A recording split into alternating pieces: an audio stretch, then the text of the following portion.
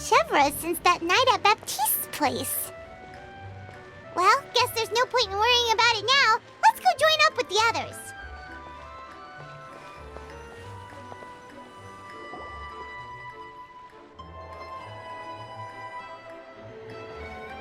Good morning! Hayaka and I were just talking about you. Is Chevra still not joining us today? Probably not. We haven't seen her either. Huh? That's such a pity. Director Farina said that we've only got a few small scenes left before wrapping up the entire thing. She even said that she'll get me into a couple scenes, so everyone will have a chance to shine in front of the camera. We were also planning on having a victory feast once we're all finished filming. You can join us, right? If only Chevros was here. I still haven't taken a photo with her. I'm afraid that can't be helped. Those special patrol folks are like phantoms when they've got a case on their hands. But to be honest, I'm even more concerned by what I read in the Steambird earlier this morning. It said that the killer in the murder case was none other than the author of the 2 Musketeers. Oh yeah, I heard about that too. He came forward and confessed his crimes, but gave no explanation as to why he pulled the trigger. We didn't know about this case at all when we joined the film. Is it going to affect the reception of our work? From a pure publicity standpoint, this will draw a lot more attention to our film. I have to say, though, that no director can be perfectly comfortable with garnering attention through means other than artistic skill. To be fair, I feel like that ship sailed the moment you allowed yourself to be named as the director on our posters. It's not my fault that I'm super popular. What was that saying again? My popularity has, Sunk to an all-time low? spread to the 4 corners of Tibet.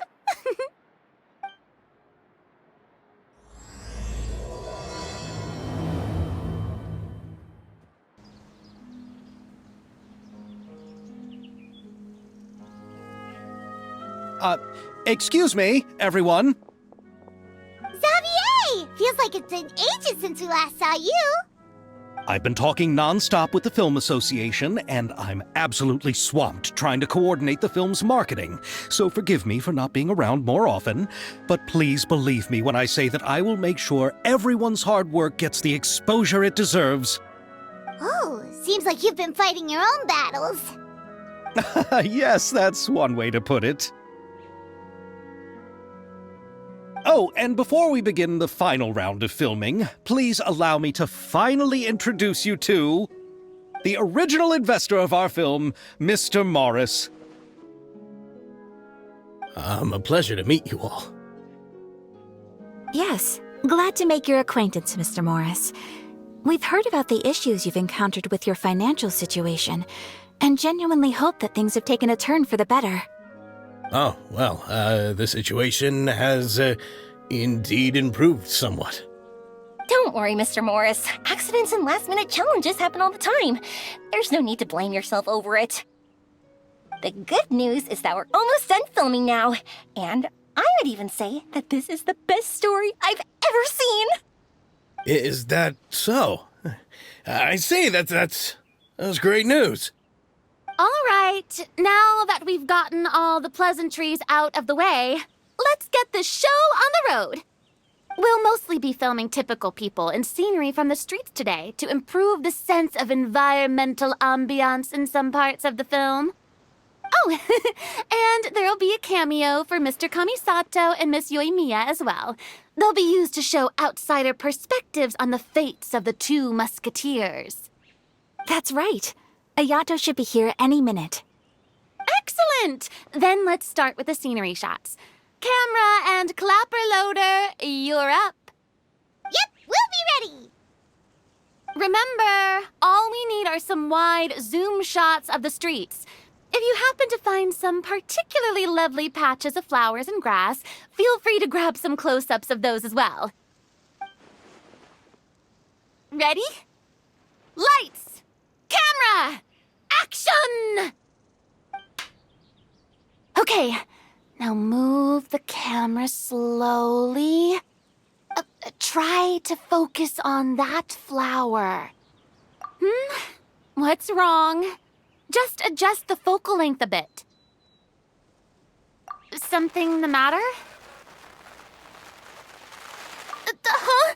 But wasn't it working fine for all the days before? Veronique, can we try a different camera? No problem. How about this one? All right, let's give it another try. Lights! Camera! Action!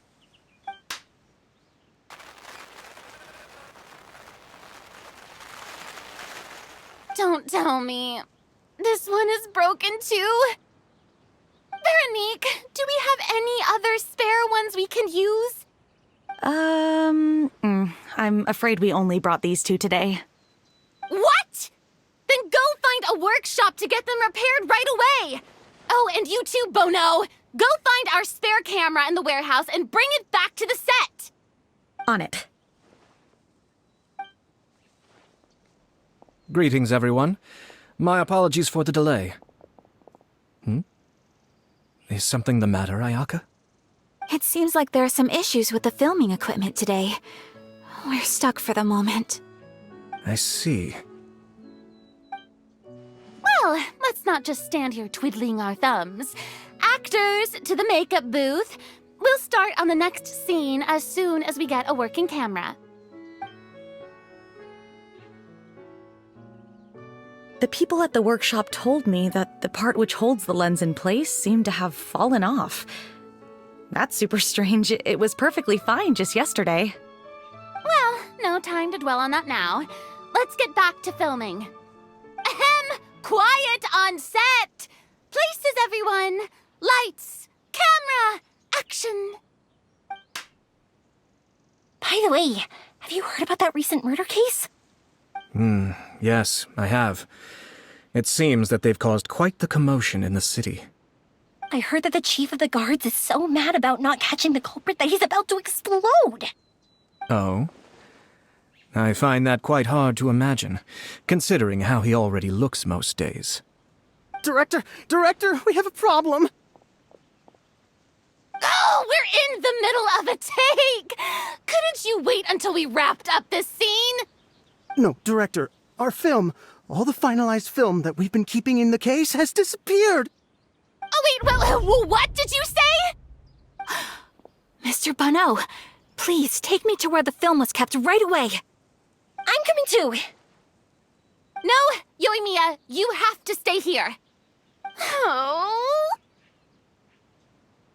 Okay, listen up. Everyone who's not working on this current scene can go with Bono to look for the film. Everyone else, stay put and wrap up the scene. Unbelievable. How could all these problems happen in just one day? We're back. How did it go? Did you find the film? We found it in the sewers. Huh? In the sewers? Is the film still okay? We discovered it just in time, so we should still be able to salvage it. The others are checking now to see if we lost any specific scenes. Oh, you scared me for a moment there. I nearly thought we had lost everything. I really don't want to experience that feeling of despair again. Okay, but who could have stolen the film and dumped it there? Could it be, some competitors working on other films? But if they wanted to harass us, why wait until the last day? Okay, we don't have time to really look into it right now. Let's strike while the iron is still hot and wrap this thing up once and for all. Yeah, let's finish it.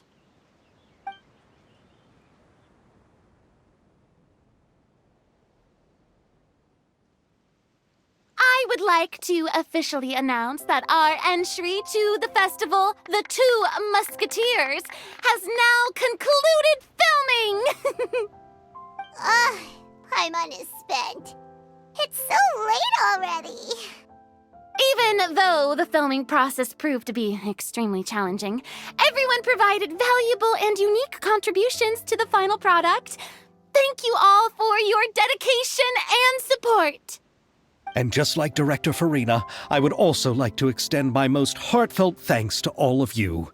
Really, you've all helped me so much. All right, let's save the awards speech for later and hopefully also get some rehearsals in before the real thing. Anyway, now it's time to party! Let's all make our way to the beach and have a celebration feast so loud and fun that even the blubber beast will want in. Whoa, this place is hopping. Everyone's finally getting to relax after wrapping up the film. Let's go chat with someone. Hey, Ayato! How's your work been going?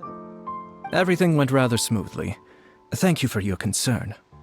Ayato told me that we've already confirmed the dates for some Inazuma Fontaine cultural exchange events. So the next time we visit, we'll be doing so in our capacities as the representatives of the Yashiro Commission. Oh, that's great! Then maybe Paimon will be able to find Fontaine detective novels in Inazuma from now on. Oh, wait. Wouldn't Yai Miko get upset if that happens? That would be stealing some of her business. You've got a point. She's always complaining that light novels have become bland and too predictable after all. The cultural exchange won't only feature literatures of both nations, of course. We have also made plans for cross-cultural engagements in the fields of gourmet cuisine, toy making, and artisan craftsmanship. Whoa! Paimon's getting super excited now! When the time comes, be sure to visit and participate in all the events. Farina! Oh, my darling clapper loader and camera operator. You've both worked really hard. Paimon thinks you worked even harder than us. Honestly, Paimon was getting a little tired of playing with the clapperboard by the end of it. Worst of all, Paimon started having dreams of you shouting, "Lights, camera, action!" into Paimon's ears. The actual dream can't even start until you've yelled that. Hey, if anything, shouldn't I be more grand and delightful in your dreams? We've been through so much together, and that's how your brain remembers me? That's not Paimon's fault. We've just used the clapperboard too much lately. Anyway, what's most important is that we wrapped the film. I'm pretty confident that we'll take first prize. Hey, no need to mention the official name. Wait, now that you mention it, if we did win the prize, would Farina just get a statue of herself? Come on, I don't need that kind of attention. Xavier can accept the reward on our behalf. But just imagine! Farina accepting the Farina Award and holding a Farina statue. I'm going back to my dessert now. You all can keep discussing that on your own. Chiori! Hey, you two. Are you not really into these kinds of big social occasions? Not particularly. But this is still better than Fontaine Fashion Week. But if this film becomes a big hit, people will definitely come flocking to your shop. Yes, that's highly likely. As long as the film can premiere as planned. Are you still worried about the case? That and all the obstacles we had to face today. You're right. It's as if all our bad luck just manifested at once. But why today of all days? No, it's nothing. We've already delivered the film to the editors, so there should be nothing more to worry about. How are you doing, Mr. Morris? You having a good time? Well, you could say that. Do you happen to know when the party is scheduled to end? Judging by how much fun everyone's having, I'd say probably not until well after midnight. Is there something that you still have to take care of at home, Mr. Morris? Oh, Well, I'm just not a late night person, so I might take off shortly. Oh no! Silly me. I almost forgot something super important. Oh, what is it? I prepared a whole batch of fireworks for the party, but I forgot to bring them over from the warehouse. Fireworks, you say? Well, that's, truly a pity. Sorry things didn't go as planned. Could you help me carry them over, Mr. Morris? I won't be able to fetch all of them by myself. Me? Are you sure that you can't find anyone else? I just wanted to make this a surprise for everyone. The warehouse isn't far from here. We'll be there in no time. Pretty please, Mr. Morris. These are some of the best fireworks I've ever made. So I also want you to see them before you leave. They're stunning. I promise that they'll be a once-in-a-lifetime experience that you'll never forget. But... It's okay. Just come with me. If we're sneaky enough, nobody else will see us leaving.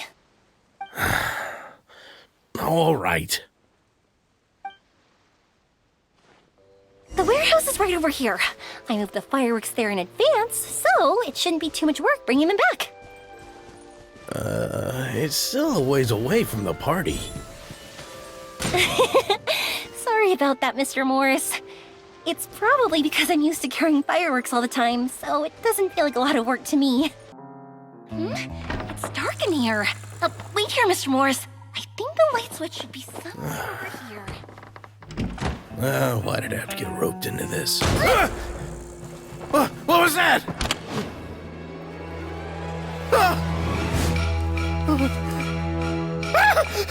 Who's there? Get me out! Get me out of here! Did you really think you'd get away, Morris?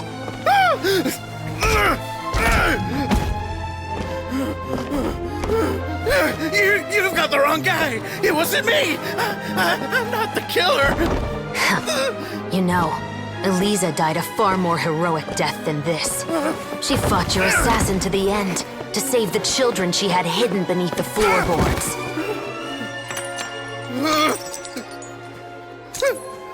That is Eliza's pendant. The one with a photo of you two inside. The one you gave her.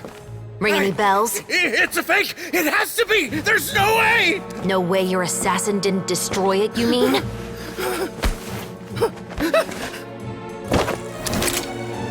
Did you ever love her, Morris? Or was killing her always the plan? No, please. Listen to me. I told Eliza to keep us a secret. I paid her plenty for her silence. I never thought she'd keep the child. Everything was gonna come out, and I had no choice. She forced my hand. No! I'm begging you. I have money. Just name your price, please. You can keep your Mora, and you can go to hell.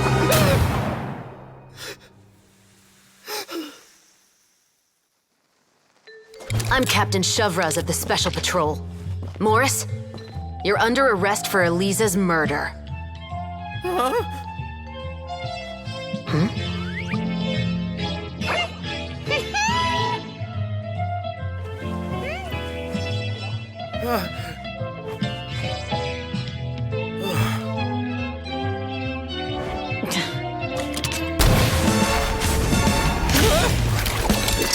You're under arrest too, prop manager Veronique. Or perhaps I should call you the second Musketeer.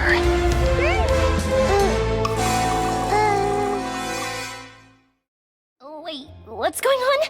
This wasn't in the script. Drop the gun, Veronique. Why?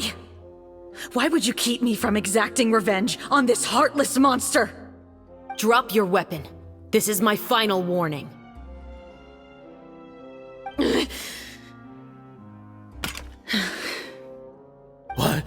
What is going on? Do I have to spell it out for you, Morris? Everything that took place just now was staged to get you to confess the truth. But this last part is all improv, of course.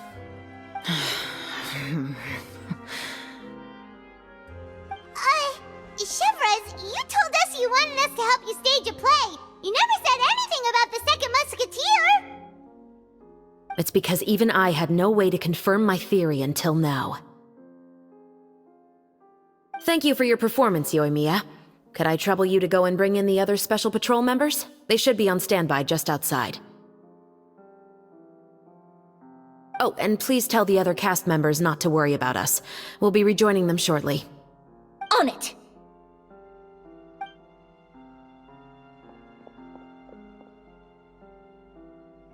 So what do you think, Morris? Care to talk about what happened 20 years ago? My patience is limited, you know. Don't force me to take you back to the interrogation room.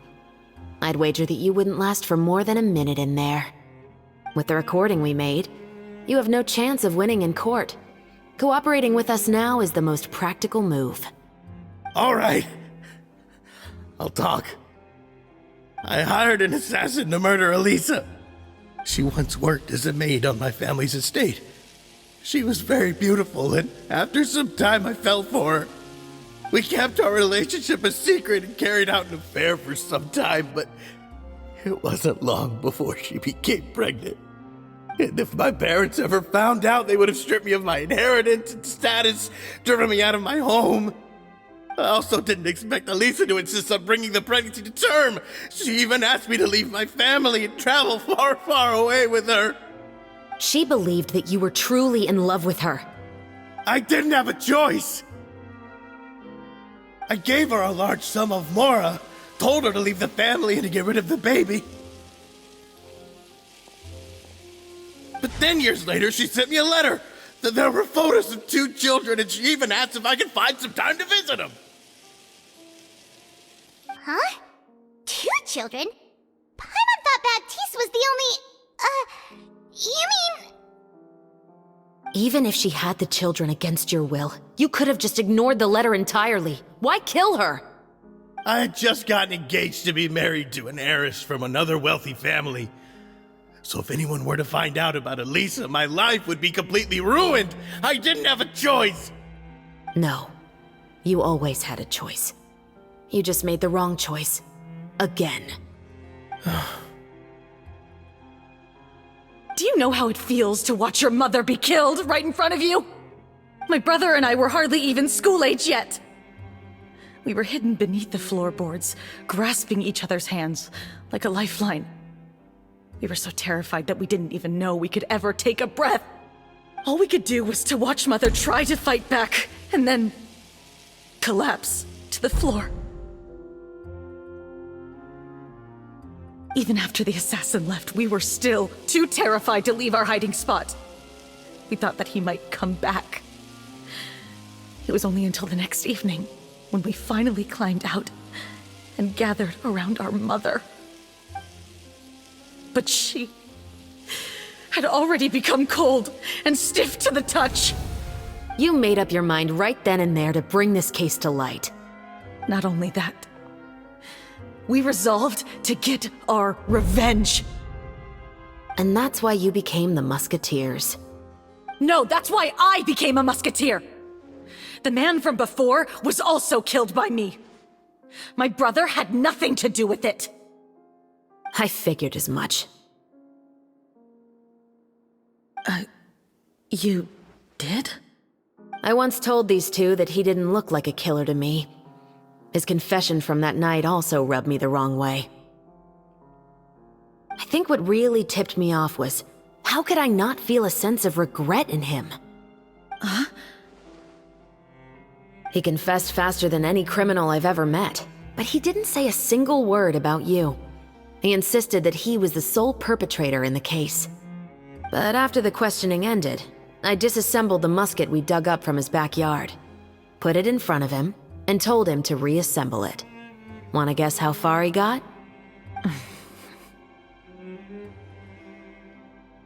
He had no idea where to even start. He's never touched a gun in his life. Based on that, I determined that he was not acting alone. He only surrendered himself to draw our attention and create a moment of opportunity for his partner. So, I decided to play along. And as expected, the second musketeer followed us without hesitation once she saw Morris get separated from the rest of the cast. Besides, Why else would he call the novel The Two Musketeers? But how did you know it was Veronique? I figured it out the moment Baptiste told me his father's name. That so-called financial crisis was all just a ruse. He just wanted to sign up as the investor and then leave the film without any source of funding.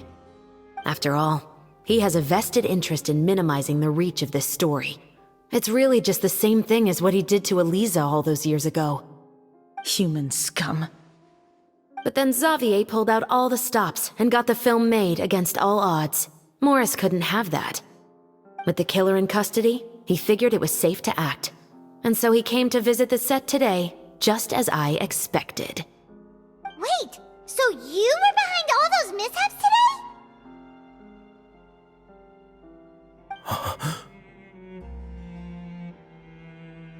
As for the identity of the second musketeer, I assumed they'd probably stay close to Morris and look for an opening. And if they already knew that Morris was the film's investor, then that narrowed the list of potential suspects as well.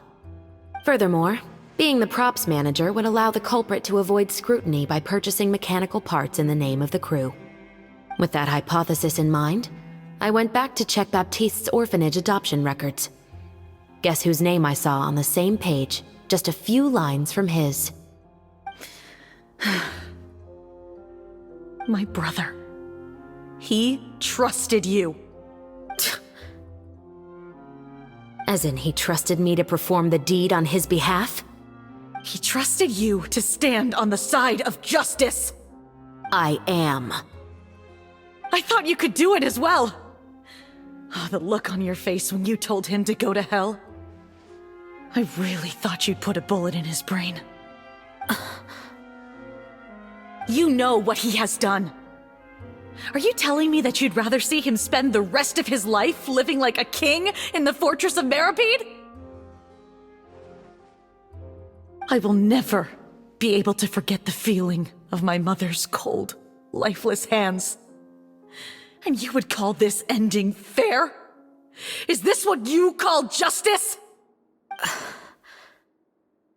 I won't lie, Veronique. I did hesitate when your brother first told me about the truth. I wondered. I agonized over whether I should really put a bullet in his head. So why don't you? Because that should never be how justice is carried out in this world. Perhaps, to you, justice is simply reciprocated. An eye for an eye, and a life for a life. But everyone has their own understanding of justice. If everyone were to pursue their own definition of it, there would be no more order in this world. Today, you'll kill Morris, and tomorrow, his children may come for you. The world cannot render judgments based on a desire for revenge. That will only lead to a cycle of revenge, as well as the destruction of order and civilized society. Fontaine is founded on a set of laws and a standardized code of justice. That is why we are the nation of justice. But with all that said, I will promise you this. Morris will not lead a cushy life in the fortress of Meripede. Chevreuse, the rest of the special patrol is here. Thank you so much, Yoimiya. Letelier, Terena, please take them away.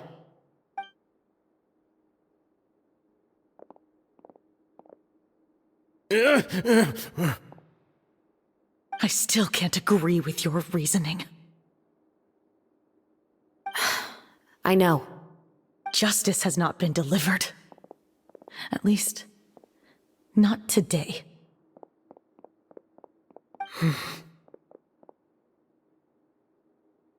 Chevreuse.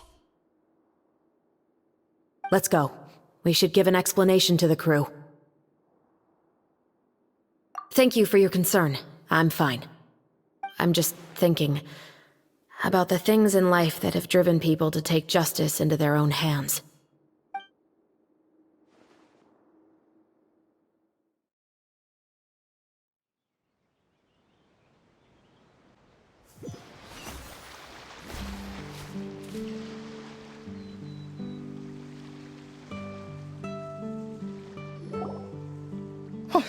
Who would have thought Morris would turn out to be I'm at a loss of words.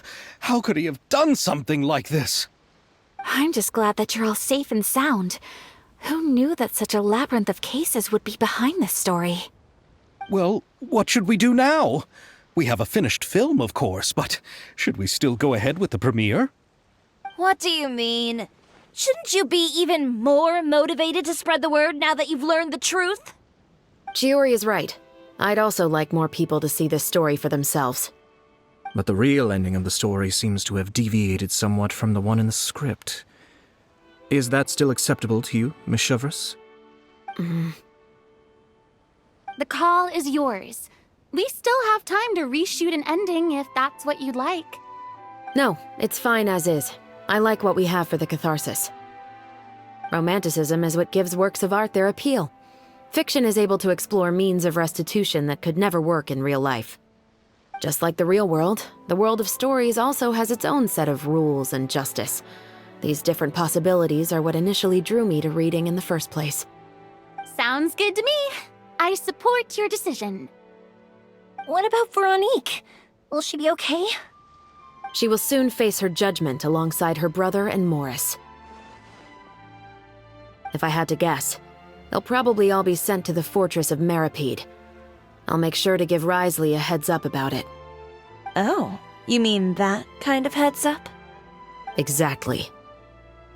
Ahem. All right, then the matter's settled. Now that everything's been taken care of, there's no reason for us to keep looking all gloomy and grumpy. Let's get back to the feast and enjoy each other's company. We'll be starting the post-production process tomorrow. You should join us, Chevres. You missed the first few hours of the party, didn't you? All right. Count me in. Then I'll wait for you over there. There's still some good news that I'd like to share with Chevres. Traveler, Paimon, could you wait for me by the sea after the party ends? I'd like to go on a brief walk with the two of you. Thank you very much.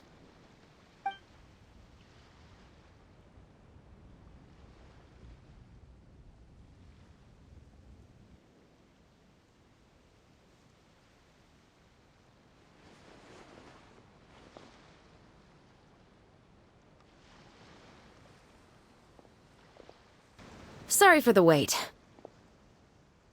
Oh, we weren't waiting long at all. Is there something else you wanted to tell us? No, I don't have anything new to share. I just felt that since you were my investigation partners, I should have another conversation with the two of you.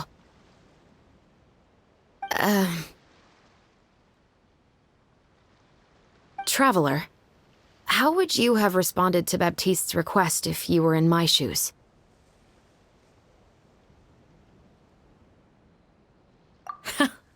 Just like the protagonist of the story, huh? Can't say it doesn't suit you. When I was young, my father often took me here to swim. We'd come rain or shine, even when it was freezing cold. He told me that swimming was the best activity to train one's strength of will. You could never give up before reaching the shore, especially when the water was cold.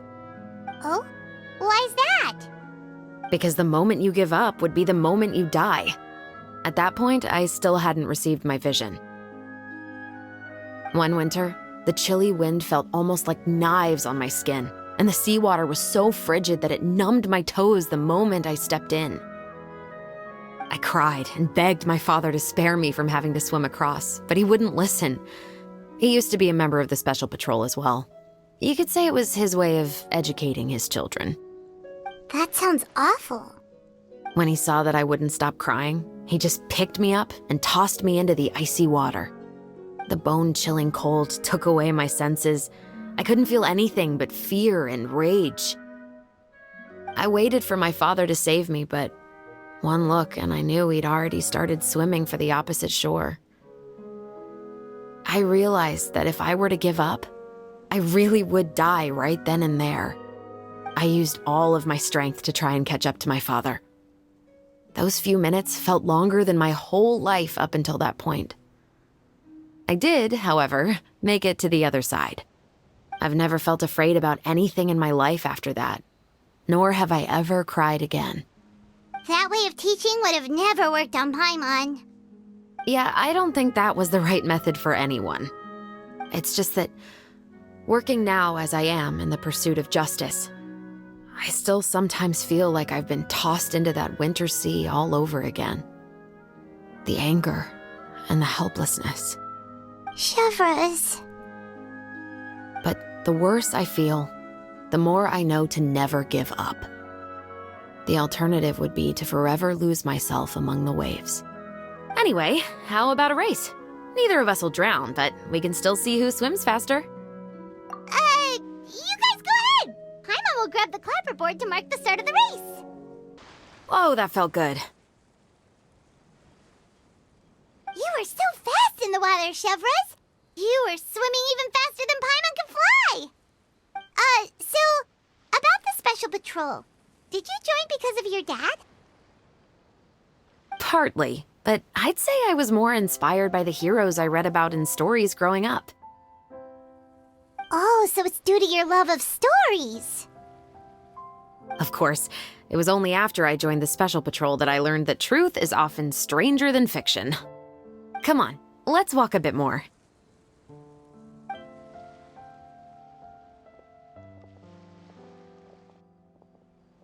To be honest, I do sometimes question whether the decisions I make are the right ones.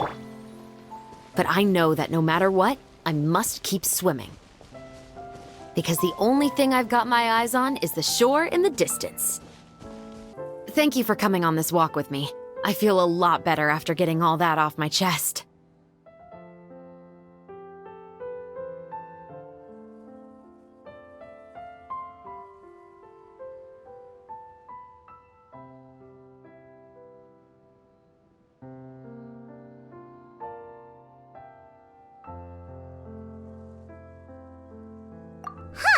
We're nearly back at Baptiste's house. Huh, you're right. I didn't realize we were so close. He really did plant a lot of flowers. It's just like how he described it in the story. Huh? Wait. Paimon, Traveler, look! The rainbow roses in the garden. They're in full bloom now.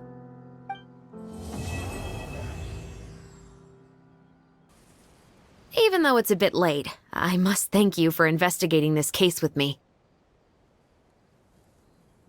Not on behalf of the Special Patrol this time. It's a personal expression of gratitude from yours truly.